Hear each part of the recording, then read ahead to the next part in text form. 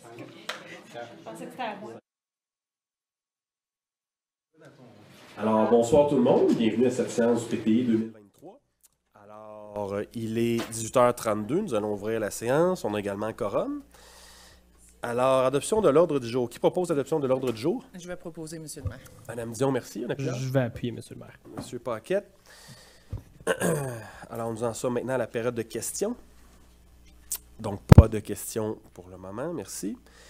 Donc, adoption du PTI 2024, 25, 26. Alors, avant de l'adopter, je vais vous le présenter à l'écran. OK. Donc, vous pouvez passer à la deuxième slide. Donc, le PTI, ben, c'est quoi? Donc, c'est une petite de planification qui permet à l'administration de prioriser ses ressources financières en fonction des objectifs définis. Alors, on s'est adopté chaque année et ça nous permet d'avoir une vision globale des projets afin de mieux anticiper les besoins financiers. Et naturellement, ces projets-là peuvent être modifiés en cours de route. Ce qu'on adopte aujourd'hui, il n'y a pas une obligation que ce soit fait.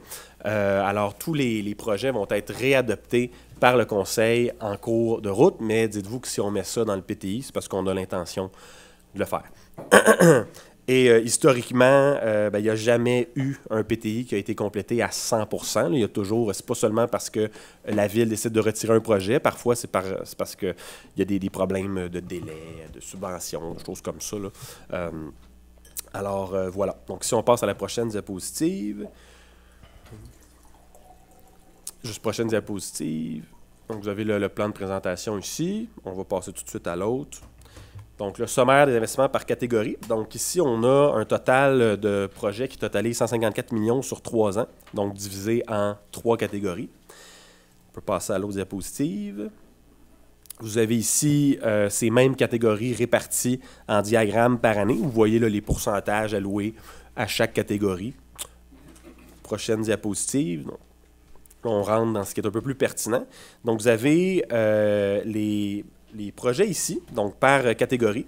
Donc, la première catégorie, vous avez la pérennité des infrastructures municipales.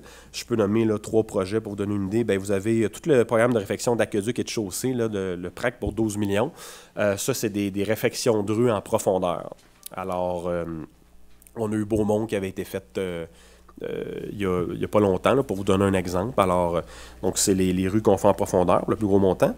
Vous avez ensuite la reconstruction et urbanisation de la montée Sabourin, avec la piste cyclable sur la montée Sabourin, donc pour 5,2 millions.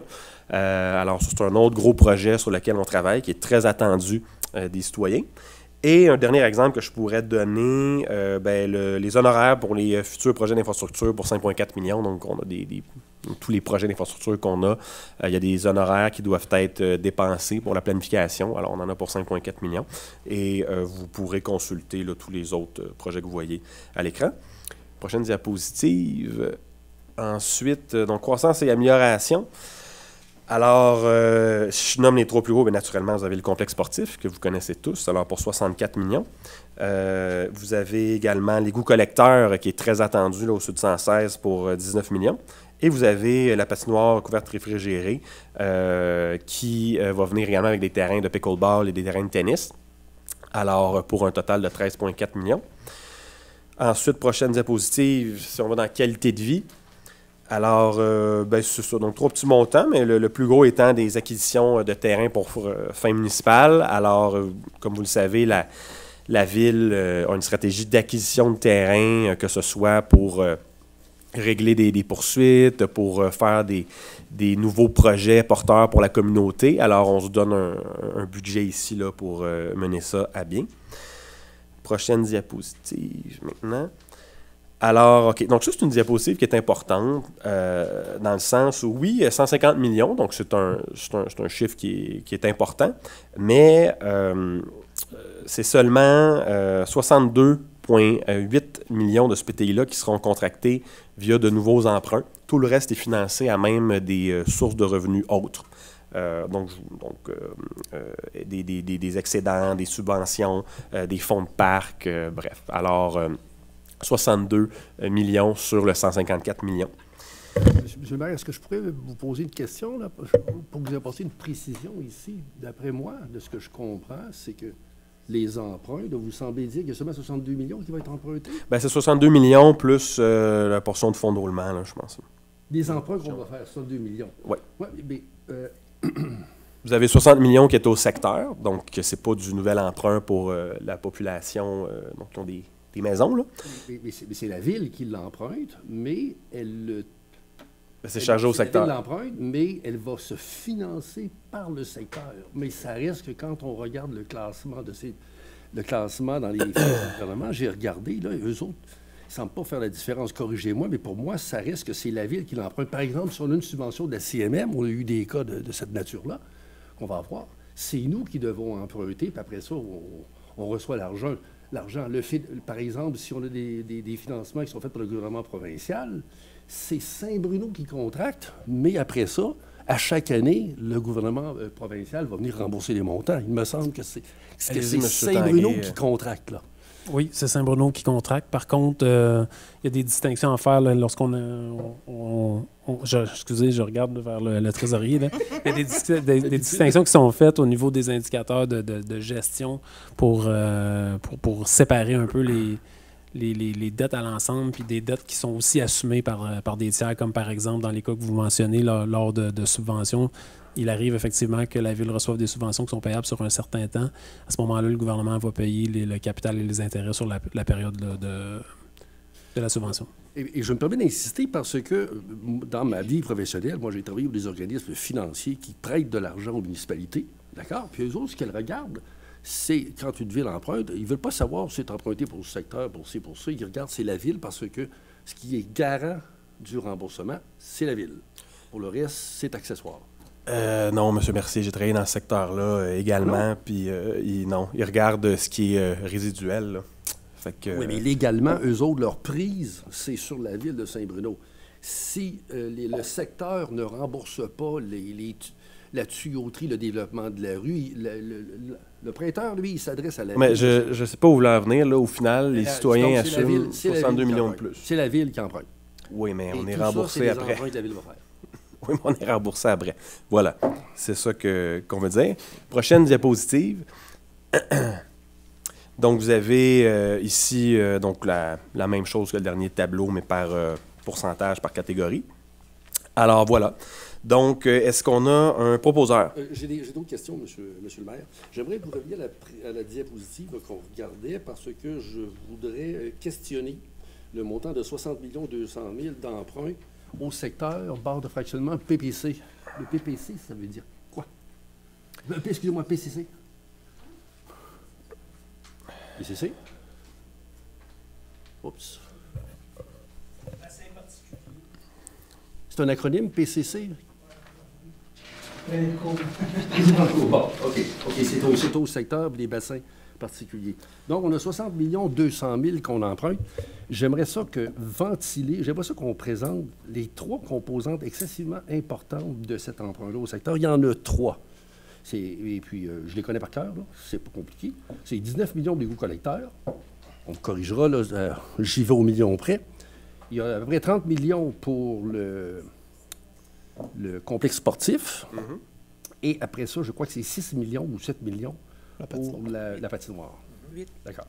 Et donc, ici, on dit qu'on fait des emprunts pour financer ces trois projets-là. C'est exact? Pouvez-vous en venir à votre question? Regardez là, au tableau qui est à l'écran, vous avez la ligne surlignée en deux. La ligne en dessous, là, c'est marqué emprunt, tiré au secteur, barre de fractionnement PCC. On a au total 60 200 700. Il y a trois montants qui composent ça exactement. C'est l'égout collecteur, le parc Marie-Victorin, le complexe sportif, et la patinoire. Et payé par le secteur. Et ce qu'on dit ici, c'est qu'on va l'emprunter, on l'emprunte, et après ça, c'est pour des secteurs particuliers. Oui, on se fait rembourser par les secteurs. Oui. C'est ce qu'on dit. Parfait. C'est bon? Donc, c'est un emprunt. Non, c'est parce que par après, ça va revenir, monsieur. OK, c'est bon. Donc, alors, est-ce qu'on a un proposeur? Oui, je vais proposer. Madame Dion, un appuyeur? Je vais appuyer, monsieur le maire. Monsieur Paquette? Je voudrais le vote, monsieur. Vous voudriez le vote? On va y aller. Je pense qu'on a des observations. Parce que essentiellement, je m'oppose au PTI parce que déjà, lors du dernier conseil... De droite. parole. Moi, monsieur le maire, je vais Ce vous serait demander... bien que vous je demandiez voulais- le droit de parole. Ouais. Vous n'êtes pas tout seul autour de la table, monsieur, merci. Excusez-moi, on Allez-y. prenait le vote, puis je voulais dire que je m'opposais. Vous voulez pas savoir pourquoi? Non, je sais, mais c'est que vous devez demander normalement, là, parce qu'on n'est pas dans une taverne. Là. Donc, mais allez-y. Donc, vous demandez le vote. Est-ce que vous avez un appuyeur? Ouais, non. Bon. Ludovic? OK, faut toujours- vous avez pas... Non, je sais, mais vous avez pas une proposition autre? Non, OK. je voulais simplement voter contre et motiver pourquoi je votais contre. OK, dans Est-ce ce qu'on- cas-là, ça prend pas d'appuyeur. Allez-y. OK, je peux? Oui. D'accord. Écoutez, essentiellement, dans cet exercice-là qu'on a fait pour le PTI, on a effectivement les projets qui sont exposés pour les 3 prochaines années. Mais dans notre prise de décision, on a des outils de travail plus raffinés, d'accord, qui nous permettent de voir où est-ce qu'on s'en va avec des projections plus loin dans le temps. Et avec les projets qui sont là, avec l'endettement, les emprunts qu'on fait, la ville de Saint-Bruno, selon mes calculs, selon mes ratios que j'ai calculés, avec les informations que la ville nous a données, etc., on va arriver avec des ratios d'endettement qui, aujourd'hui, pour la ville de Saint-Bruno, par rapport à des villes cibles, on était en bas de la fourchette. On n'était même pas dans la fourchette, là. On était en bas, on était meilleur. Et avec l'endettement qui est là, à compter de 2026, 2025, enfin 2026, 27 et 28, on va avoir des ratios d'endettement qui vont nous placer dans la fourchette supérieure, direct ça coche de la fourchette. Et donc, il y a un endettement qui est directement important. Et je trouve que, personnellement, c'est inacceptable dans la situation. On dépense, on fait des projets, c'est très bien, mais moi la ville s'endette. Et pour moi, je ne peux accepter cela. Il faut qu'il y ait des reports de projets. Et par exemple, je pense à la patinoire, d'accord, pour laquelle on veut absolument la faire. Il faut savoir qu'à Saint-Bruno, on a 2 fois plus de patinoires qu'à Sainte-Julie, Sainte-Basile, Chambly, partout ailleurs. Oh, mais Et faites là, attention, on il y veut en a faire qui une vont- patinoire qui va permettre de patiner 2 semaines plus tôt dans l'année et puis 2 semaines plus tard, ou 3 semaines, ou 4 semaines, là. D'accord? D'avoir une saison allongée. C'est très bien. On aime tous ça, d'avoir de beaux projets de cette nature-là. Mais je juge qu'on n'a pas les moyens de se payer ça pour l'instant. La prudence me guide, et donc, par exemple, j'enlèverai ce projet-là. Voilà, vous me posez une question, vous laquelle j'enlèverai. Oui. Bon, voilà. Alors, Mais donc, juste ça, est-ce que ça règle tout le problème? Si, parce que c'est pas juste la patinoire, vous parlez de patinoire, mais c'est un polydôme. Donc, c'est pas. Donc, la question d'avoir beaucoup de patinoires à Saint-Bruno, il faut la dissocier, parce que c'est une infrastructure qui va être utilisée pour un paquet de cours, d'événements, de sport, parce que même l'été, on va pouvoir l'utiliser. Et comme vous savez, les patinoires, en fait, avec les hivers qu'on a maintenant, la glace est belle pendant quoi? L'équivalent de quelques semaines? 1 mois? Ouais, Donc, c'est certain que lorsqu'on aura cette patinoire-là, il y aura une consultation, probablement après, avec les citoyens, à savoir si... Parce qu'il y a 2 patinoires, je pense, ils vont être à 200 mètres de la nouvelle... En fait, du polydôme. Donc, on pourra naturellement demander à ces citoyens-là s'ils ont toujours besoin d'avoir autant de patinoires lorsque le polydôme sera là. C'est une chose. Mais c'est ça va nous permettre de l'utiliser toute l'année. Donc, vous dites que si on enlevait le polydôme, là, vous seriez d'accord à ce moment-là. Ça règle tous vos problèmes. non, ça n'arrive pas. Qu'est-ce qu'on enlève d'autre? Ça arrive pas. Monsieur, Bon, monsieur le maire, écoutez- moi aussi j'aimerais intervenir là, dans cette discussion-là. Là. Je sais que ça, Oui, ça va bien, la C'est bon. discussion. Je là, vais, mais je veux aussi je intervenir. vais revenir à ma question après. Je vais passer Ouais, la POC à monsieur... Est-ce que je peux dire... Est-ce que je vais voir... Je pensais que vous aviez terminé, c'est pour Est-ce ça. que Ben, je vais poser une question, donc terminer, puis après ça, on va aller à M. Paquet. Donc, Ben, c'est parce quoi que les autres choses que vous parce enlevez après? Vous avez répondu à mes choses, mais donc, je vais voter contre. J'ai voulu être succinct, voilà. Oui. Et puis, donc, je vote contre le PDI, parce qu'en plus, sous-jacent à cela, il y a des stratégies financières dans le cadre financier auxquelles je n'adhère pas. Et ça me perturbe fortement. Quand on vient, j'ai vu des choses, on n'en donnera pas d'exemple, mais quand on vient changer les approches qui ont fait la force, l'histoire de Saint-Bruno au niveau de gestion de la tarification, dans un sens très, très large du mot tarification, d'accord, que ce soit par des taux ou par des tarifs, d'accord, et ce que j'ai vu, je n'aime pas ça. Donc, ce qu'on fait, c'est pour supporter tout ça. Alors, globalement, pris dans l'ensemble, avec le cadre financier qu'on nous a fait, le PTI, je vote contre. Voilà. Je suis succinct, là. Des fois, je déborde de le temps, là, mais je pense que c'est à ça. Voilà. Merci. Merci. C'est bon. En tout cas, vous avez voté Alors, on pour peut la voter. réfection Alors, on peut voter. des tennis dans le district 5. Quand c'est dans votre district, vous ne voulez pas l'abolir, naturellement. Monsieur Paquet, vous avez voté en faveur Qu'est-ce que le de la district réfection des Qu'est-ce que terrains le de district tennis. Les terrains de tennis dans votre district? Ça a coûté Je comprends pas. De quoi on Monsieur- parle, là? ici? Oui, Oui. pas là. Mais on parle du PTI, là. Oui, je sais. Mais là, vous votez contre des projets qui ne sont pas dans votre district. Mais quand on fait un projet très coûteux dans votre district, là, vous étiez pour. Fait qu'à un moment donné, il faut. Ben, c'est ça. Pour, Voilà. pour le tennis, ça a été voté. C'est quoi cette affaire-là? Ça a été décidé, le tennis, avant novembre. On a eu 2021. d'autres décisions. Et, merci. et je peux vous dire que j'ai demandé des informations financières. Alors, de présumer que j'étais contre, je pense que moi j'appelle ça la petite politique, là. C'est bon, merci. D'accord. Monsieur Paquette, allez-y. Je vais bâtir sur ce que M. Mercier a dit, en fait, parce que c'est intéressant, en fait, de savoir, c'est intéressant pour des comptables, j'imagine, là, mais c'est intéressant de savoir le travail qui était fait en arrière du PTI. Je sais que tout le monde aime Excel autant que moi, mais apprendre un petit peu le travail qui était fait en amont et en aval de ça, en fait, c'est que le PTI, c'est pas qu'une liste c'est pas une liste de projets qu'on aimerait faire, en fait. C'est qu'il y a un travail qui a été fait pour voir si ces projets-là vont pouvoir être réalisés. Est-ce que c'est réaliste de penser qu'on va pouvoir les mettre en œuvre, et ce, sans mettre une pression indue sur les finances de la ville? Fait que le travail qui a été effectué, dont on parle du cadre financier. Ça, c'est un outil que la Commission des finances a analysé, un cadre financier qui a été mis en œuvre par l'administration, avec un cabinet qui est externe aussi à la ville, qui a pu challenger, un cabinet comptable qui a pu challenger ces hypothèses-là. Donc, il y a un travail qui a été fait sérieux en arrière de ce PTI-là. Encore une fois, ce n'est pas des projets lancés en l'air et des hypothèses lancées en l'air. C'est des hypothèses qui ont été, oui, proposées par la ville, proposées par l'administration, mais qui ont été challengées par notamment le cabinet comptable et ainsi que la Commission des finances. On a eu le temps de réviser ce travail-là. Je veux simplement statuer et s'assurer que tout le monde comprenne que selon ce cadre financier-là, la Ville est en mesure de réaliser le PTI et en restant à l'intérieur des balises qui sont préconisées par ce cabinet comptable-là. Selon ce cadre financier-là, on ne met pas de pression indue au-delà des meilleures pratiques dans le monde municipal.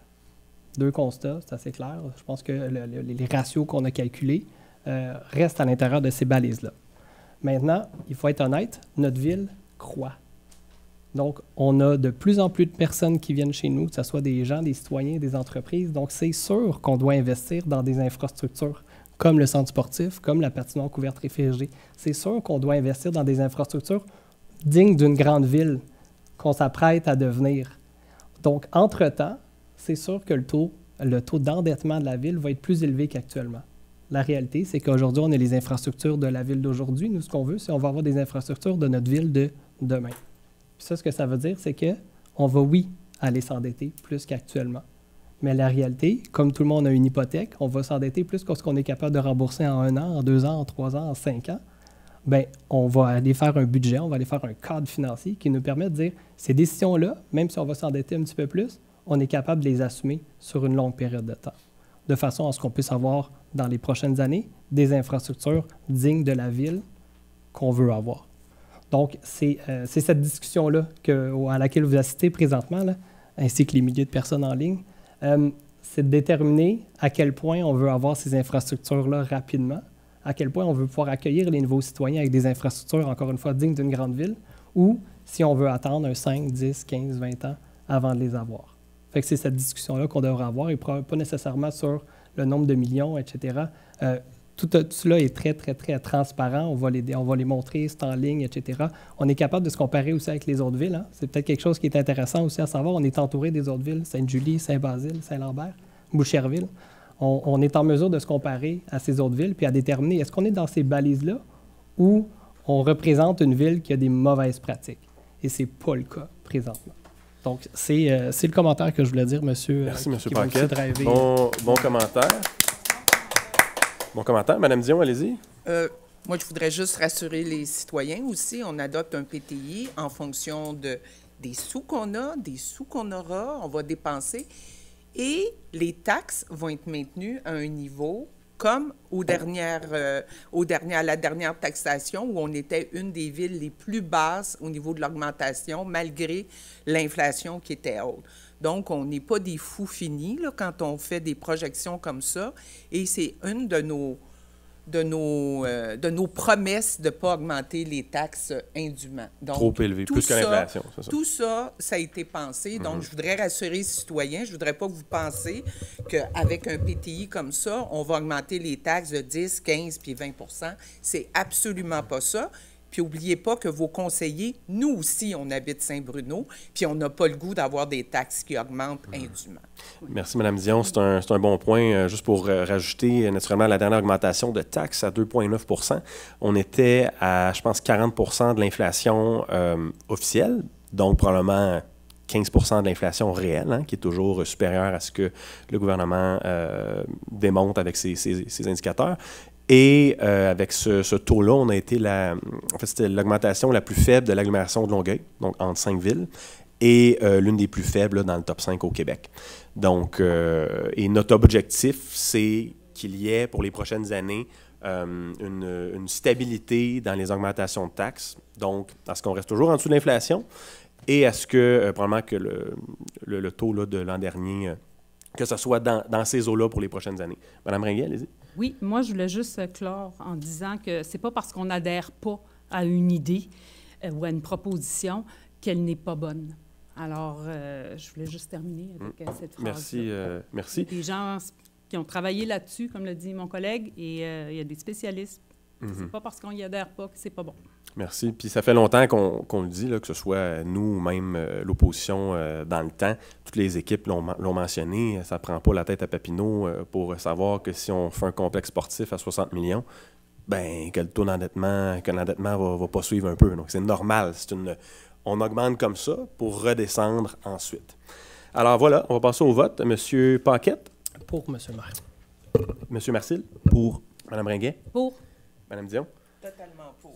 Monsieur Merci? Contre. Monsieur Pour. Dion-Bernard, merci. Alors, merci, c'est adopté sur division. Alors, il est 18h54. Notre ordre du jour est réalisé. Je considère donc la séance Il y a un autre document. levée. Il y a le dépôt du document pour les versants là, qu'il faut approuver aussi.